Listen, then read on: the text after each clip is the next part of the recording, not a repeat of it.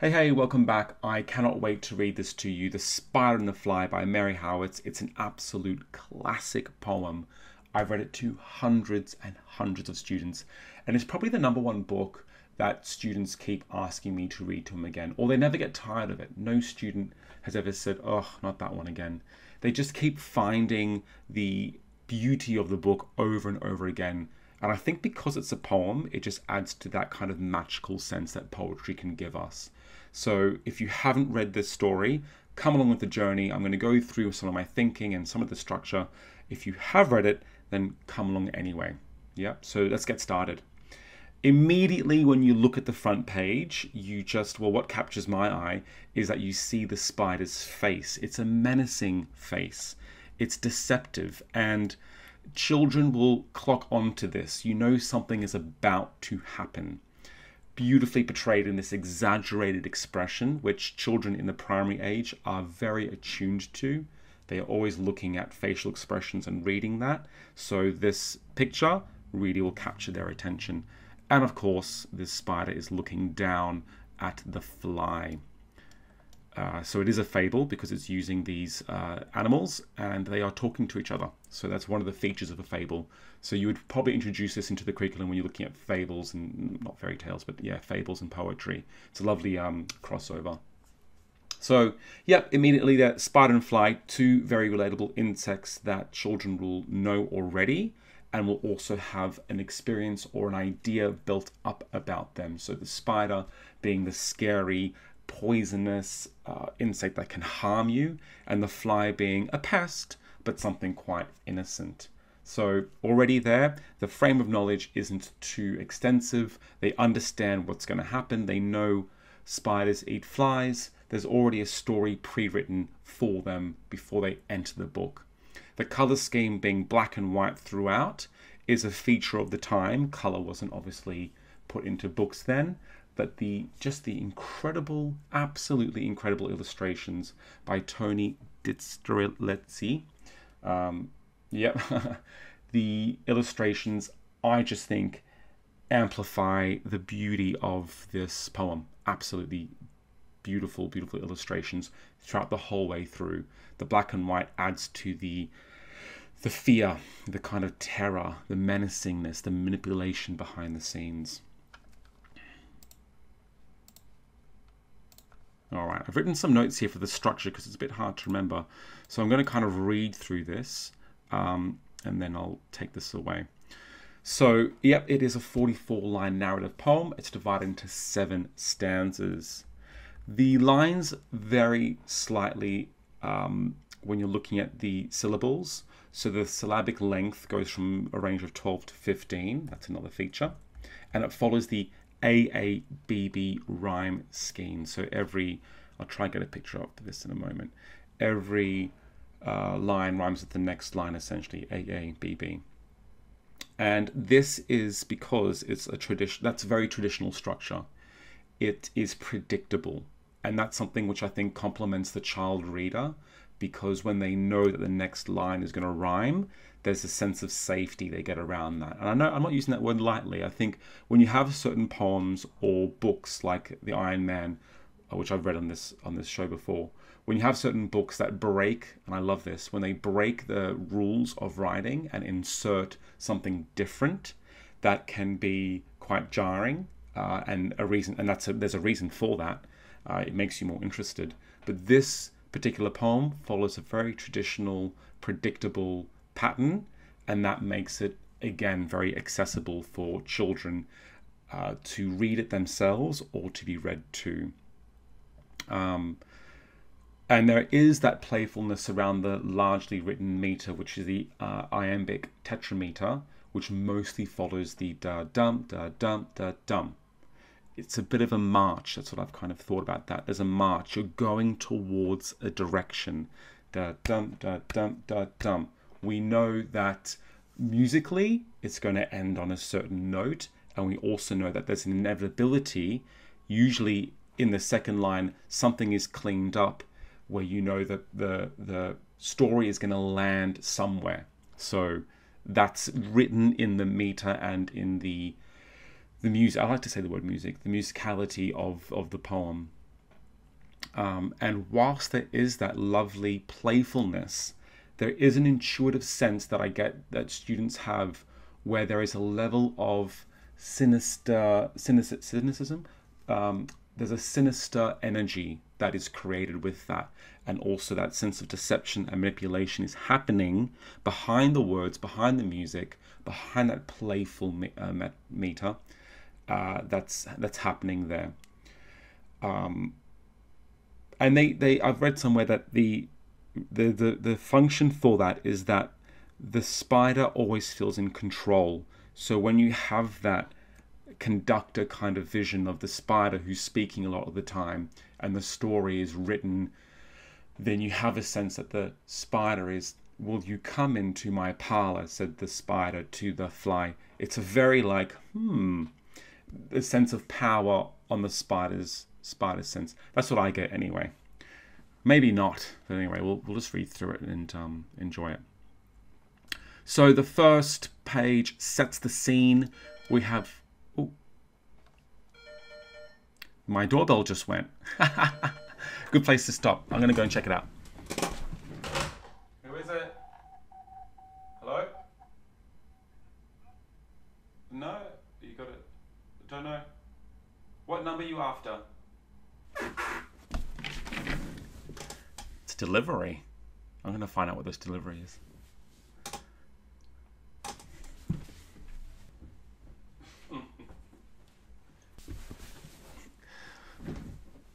Wrong food order. Oh. All right.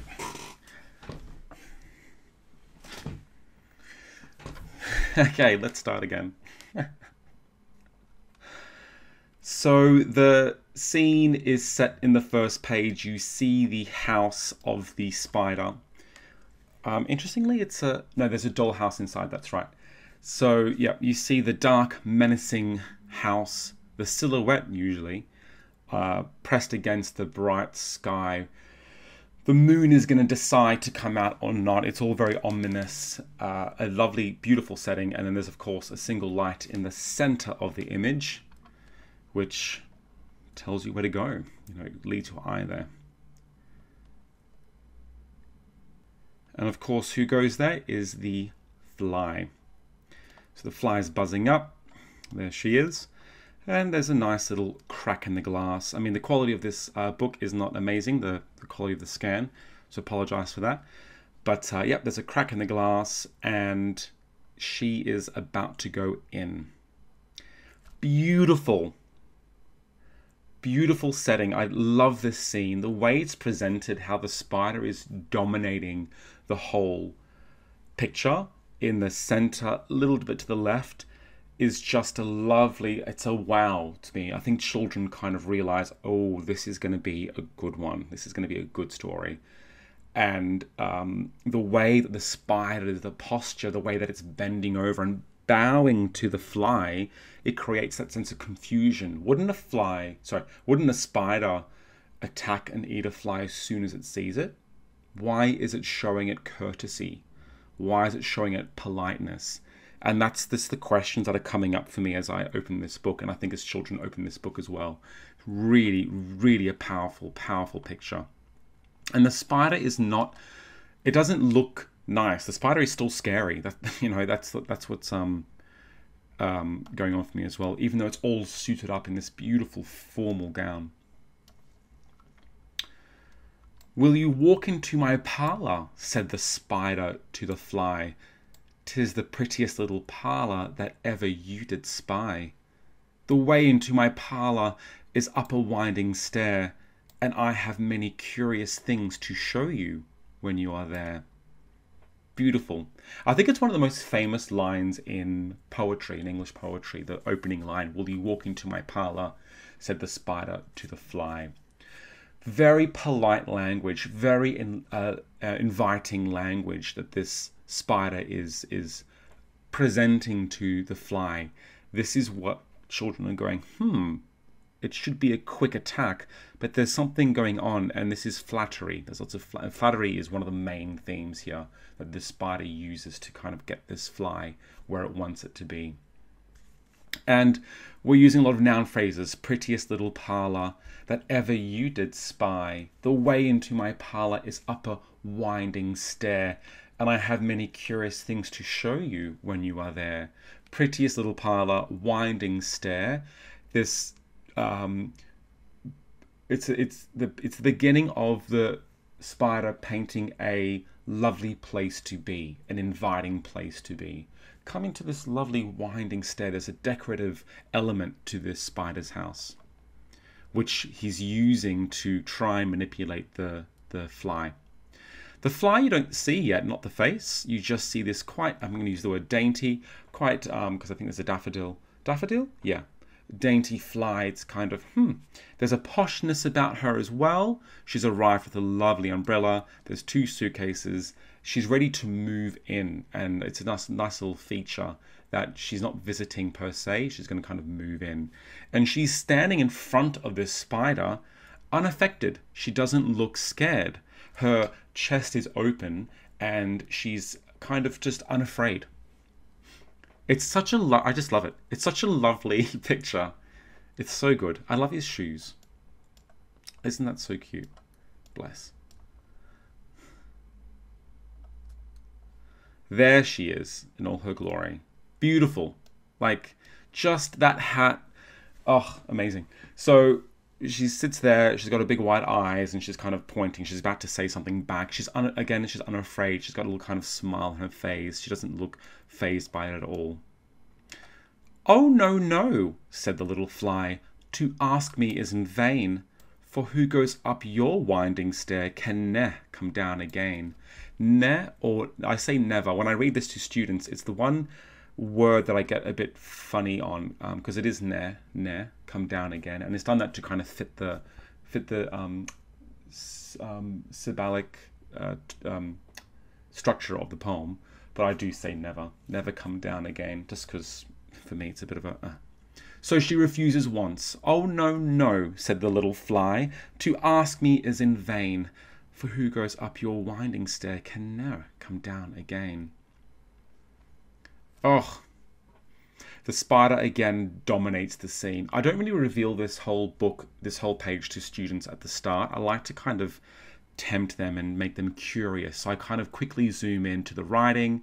They can't see what's going on, and then I'll kind of go to the picture itself. But if we just do zoom back out to the whole page, you just again see the dominating presence of the spider, and that again tells you that he is the most powerful, important part of this picture.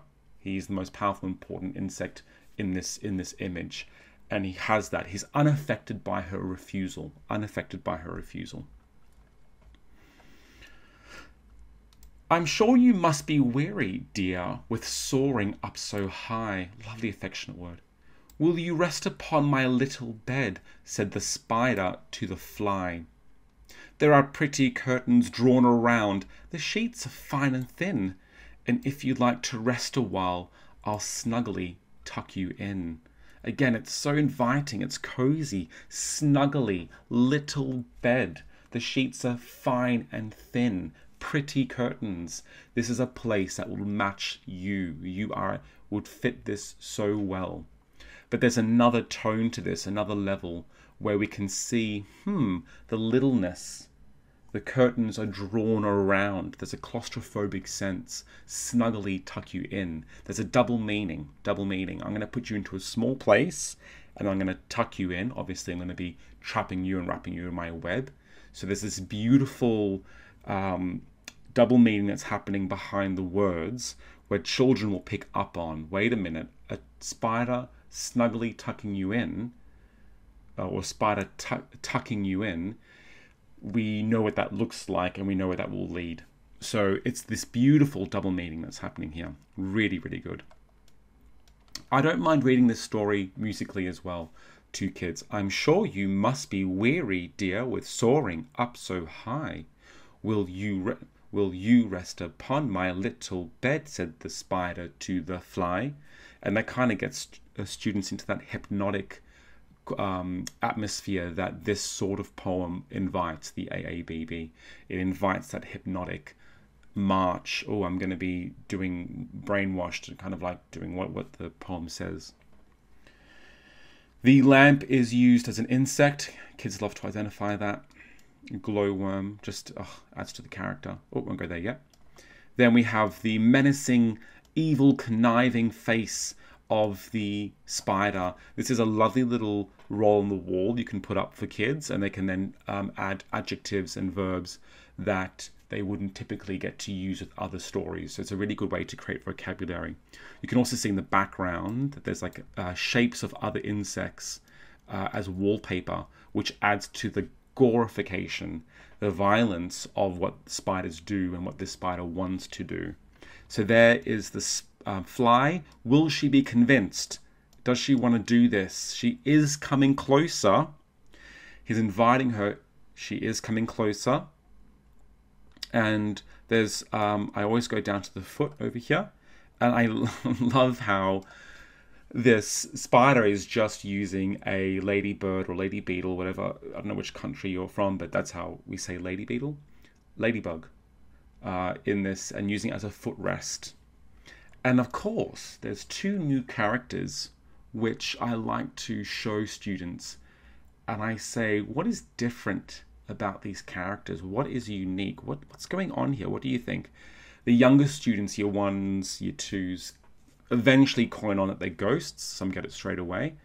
But yes, they are ghosts, and they are also insects, and they're looking out for this moment. There is a book that sits next to the spider, and it says The Joy of Cooking Bugs. And it's, of course, there's this beautiful web-shaped fabric underneath it. Kids get like, oh, wow, this is bad. I think the glasses look a bit like an insect as well. So he's on his throne and he's just inviting her closer. Oh, no, no, said the little fly, for I've often heard it said, they never, never wake again who sleep upon your bed. So she's wise. She understands, no, I'm not going to fall for this. You cannot trick me. You cannot manipulate me. You cannot convince me. The scene again is beautiful and wide. We have the two ghosts now warning her the joy of cooking bugs. So they are helping her understand the double meaning behind the invitation of the spider. There's the bed, and the bed is wrapped up in this lovely cozy curtain. Of course, it's kind of like a funnel web, which children can see, and you can say, well, if you wrap the web around, it will of course snugly tuck her in, and they can see it will trap her.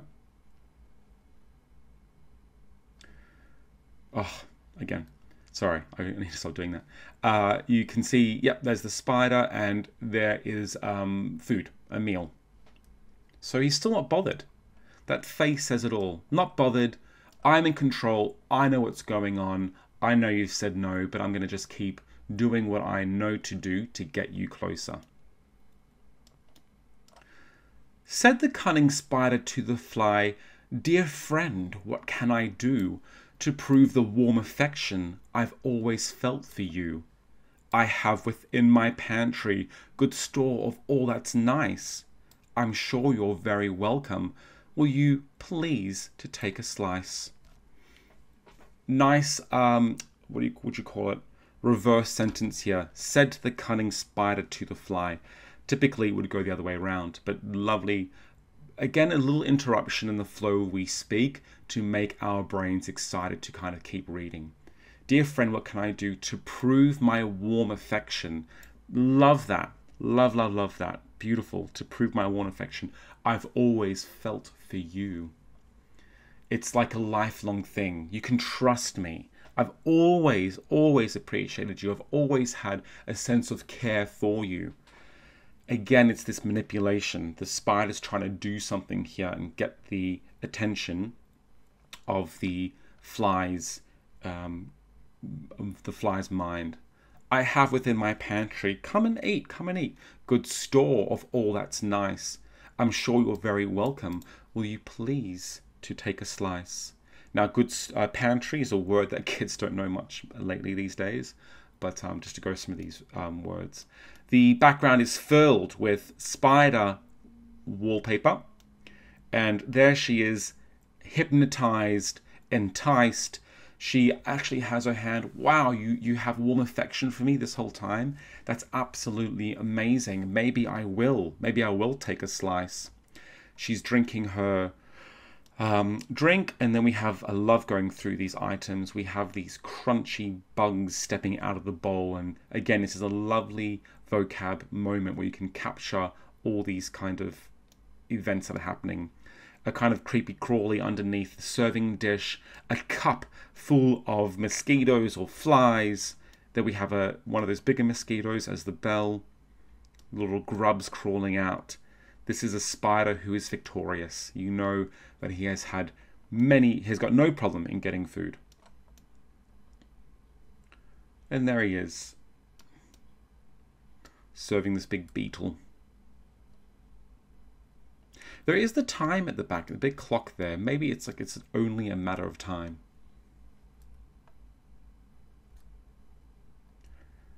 "Oh, no, no," said the little fly. "Kind sir, that cannot be. I've never..." Let me start again. "Oh, no, no," said the little fly. "Kind sir, that cannot be. I've heard what's in your pantry, and I do not wish to see. So no, your food invitation will not trick me." And she's kind of declaring, "I'm so sorry, I can't. No, thank you." Very kind of polite, and she does remain polite to the spider. There's a bit of a game going on here, a bit of a game. Okay, I'm going to just read this straight away before looking at the picture. "Sweet creature," said the spider, "you're witty and you're wise. How handsome are your gauzy wings, how brilliant are your eyes. I have a little looking glass upon my parlour shelf. If you'd step in one moment, dear, you shall behold yourself." Lovely affectionate words. There was one before as well, dear.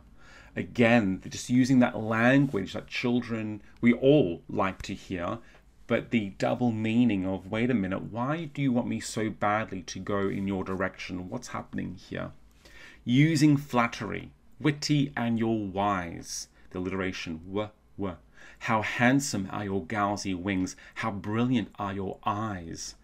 So really trying to make the fly feel special about the way she looks. This is kind of a superficial lure. It's like, oh wow, you're so amazing. I can see the value you have. I can see you looking so amazing. We have curtains. Oh, what happened there? We have curtains of butterfly wings, which is just great again. In fact, the whole spider is surrounded by these butterfly wings. And then using a bottle top as a mirror.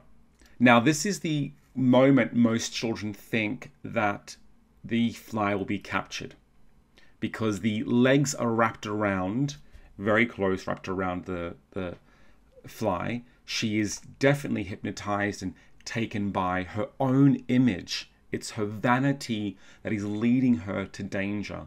Yep, she's witty and she's wise, but it's about her and the way she looks that is slowly getting her to come closer to her death.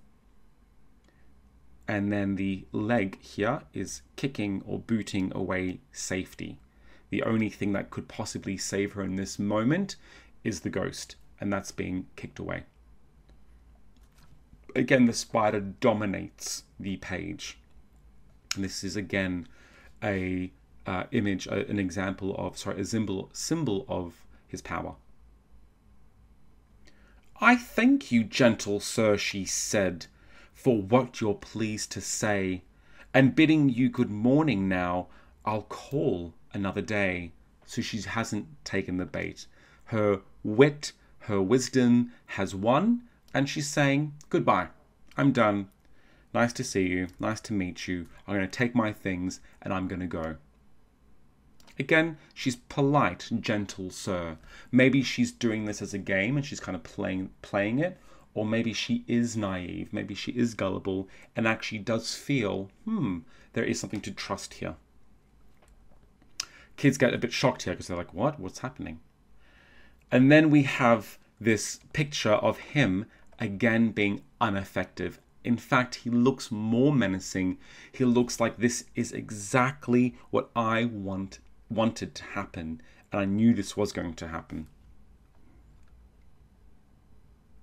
I think what I like to teach children here is how language is powerful, how we say things that mean one thing, come over here, dear, and yet there could be something going on underneath the surface. And no matter how friendly and inviting an individual or a stranger may be, this is a real moment where we can start to understand that what we see is always not what we get. And this is a very important teaching point for children. The spider turned him round about and went into his den, for well he knew the silly fly would soon come back again. He's done this before. So he wove a subtle web in a little corner sly, and set his table ready to dine upon the fly. Amazing. So I love so he wove a subtle web in a little corner sly. The words subtle and sly just add to that deception. It's these small movements, these small these small movements, these small behaviors that are very layered and can catch you when you're not expecting it. So it's these kind of like these private things. So he wove a subtle web in a little corner sly. I do have to stop and tell children what that actually means. And then I point to the corner and I say, you know how you see spider webs in the corner, and it's very small and you can't really see it, but it's very deadly if you're an insect. So that's what he's preparing. He's preparing his dinner table. And he knew the silly fly would soon come back again. So he knows this story. He knows what he's doing.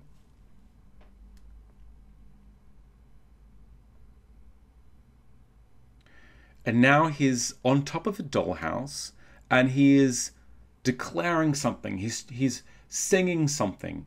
And kids are like, what? What's going on? Of course he's using an antenna made out of a dragonfly.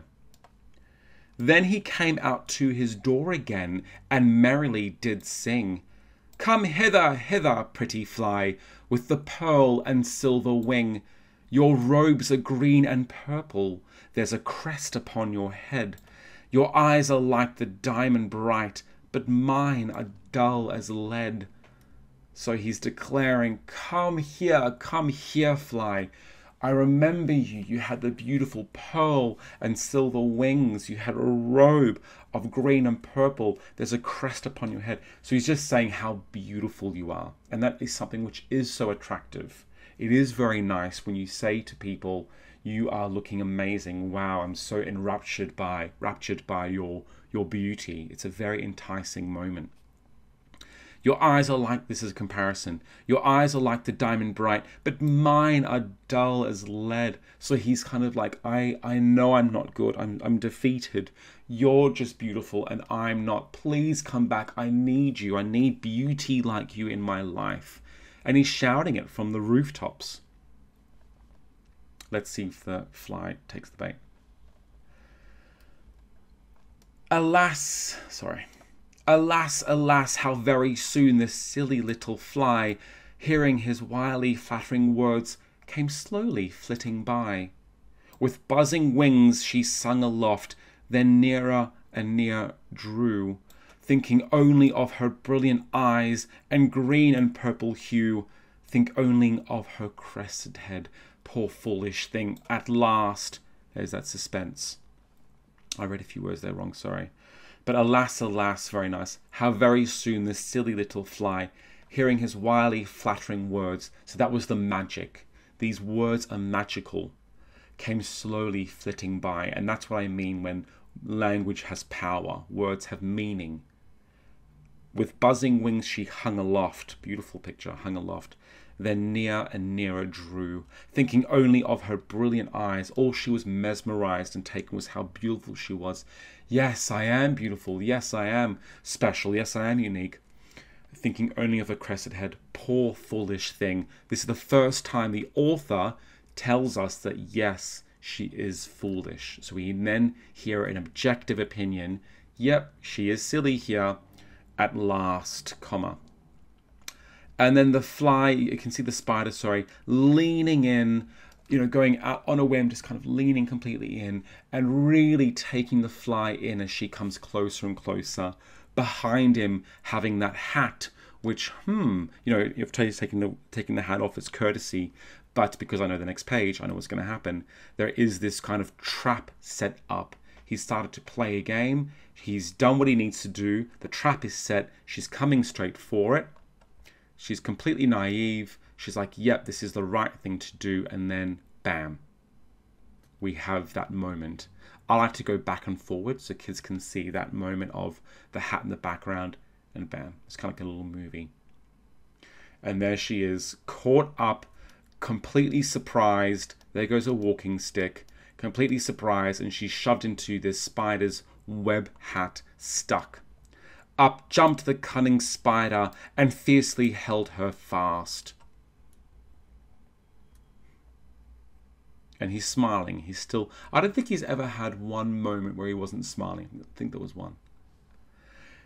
He dragged her up his winding stair into his dismal den within his little parlour, but she ne'er came out again.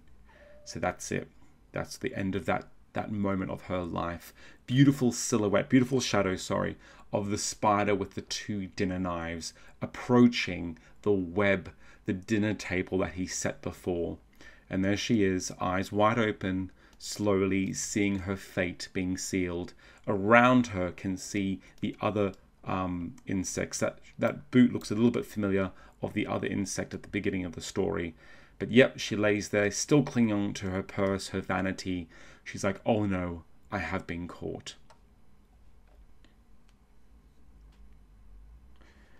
And this is where the moral starts to come out. And now, dear little children, who may this story read, to idly... Let me start again. And now, dear little children, who may this... And now, dear little children, who may this story read, to idle, silly, flattering words, I pray you ne'er give heed. So to listen to flattery, to listen to these comments by strangers, by people you don't know, I pray you never give heed. It's like that whole thing of just don't trust strangers, don't trust strangers.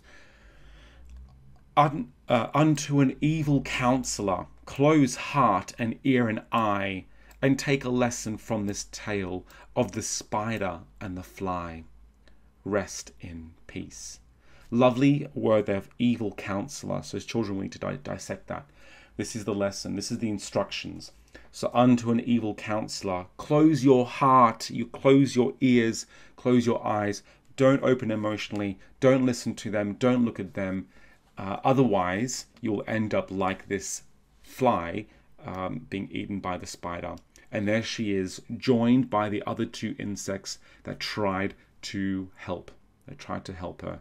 And we can see her lovely little daffodil, daisy, flower on the floor, just resting there. And she's just watching herself. Very gruesome, very, very uncomfortable, the message of this. The story isn't afraid to go there. I think in many stories there's a politeness there, but we have those conniving, evil glares that are so enlarged on this spider throughout the whole book that it's just always a pressing discomfort that I feel, and I think children feel, along with the monotone colors. You just think, oh gosh, there is something so uncomfortable about this and so evil happening, and it's just kept through with all the illustrations. That is the end of the story. I hope you enjoyed it. I absolutely love this. I can read it again and again. Yeah, thank you. So I'm just going to read through the poem from the start without interruption. The Spider and the Fly by Mary Howitt. Will you walk into my parlour? Said the spider to the fly. 'Tis the prettiest little parlour that ever you did spy. The way into my parlour is up a winding stair, and I have many curious things to show you when you are there. Oh, no, no, said the little fly, to ask me is in vain, for who goes up your winding stair can ne'er come down again. I'm sure you must be weary, dear, with soaring up so high. Will you rest upon my little bed? Said the spider to the fly. There are pretty curtains drawn around, the sheets are fine and thin, and if you like to rest a while, I'll snugly tuck you in. Oh, no, no, said the little fly, for I've often heard it said, they never, never wake again who sleep upon your bed. Said the cunning spider to the fly, dear friend, what can I do to prove the warm affection I've always felt for you? I have within my pantry good store of all that's nice. I'm sure you're very welcome. Will you please to take a slice? Oh, no, no, said the little fly. Kind sir, that cannot be. I've heard what's in your pantry, and I do not wish to see. Sweet creature, said the spider, you're witty and you're wise. How handsome are your gauzy wings, how brilliant are your eyes. I have a little looking-glass upon my parlour shelf. If you'd step in one moment, dear, you shall behold yourself. I thank you, gentle sir, she said, for what you're pleased to say, and bidding you good morning now, I'll call another day. The spider turned him round about and went into his den, for well he knew the silly fly would soon come back again. So he wove a subtle web in a little corner sly, and set his table ready to dine upon the fly. Then he came out to his door again, and merrily did sing, Come hither, hither, pretty fly, with the pearl and silver ring. Your robes are green and purple, there's a crest upon your head. Your eyes are like the diamond bright, but mine are dull as lead. Alas, alas, how very soon this silly little fly, hearing his wily flattering words, came slowly flitting by. With buzzing wings she hung aloft, then near and nearer drew, thinking only of her brilliant eyes and green and purple hue, thinking only of her crested head. Poor foolish thing, at last! Up jumped the cunning spider, and fiercely held her fast. He dragged her up his winding stair, into his dismal den, within his little parlour, but she never came down again. He dragged her up his winding stair, into his dismal den, within his little parlour, but she ne'er came out again. And now, dear little children, who may this story read, to idle, silly, flattering words, I pray you ne'er give heed. Unto an evil counsellor, close heart and ear and eye, and take a lesson from this tale of the spider and the fly.